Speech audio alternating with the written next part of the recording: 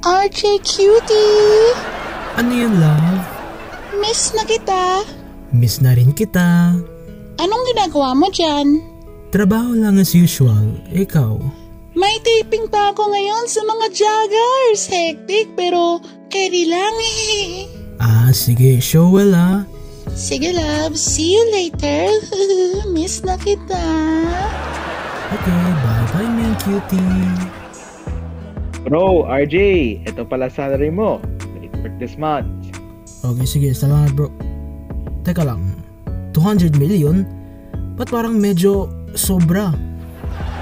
Kasi malapit na birthday ng asawa mo. So, may special gift kaming 200 million pesos for her. Consider it a token of appreciation. Aba, generous ah. Pero saan galing to?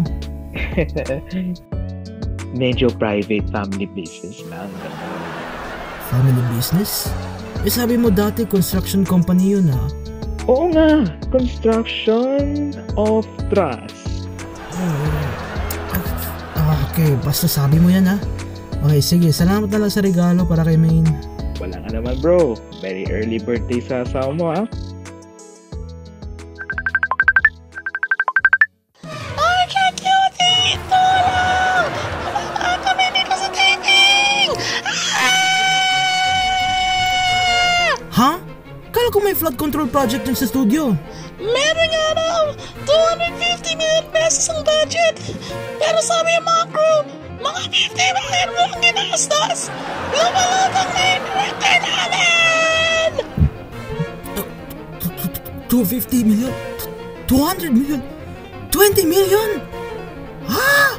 RJ, dalhin mo yung sandbag. Ay, wag pala, baka fake project din yan. Vladimir at Depa!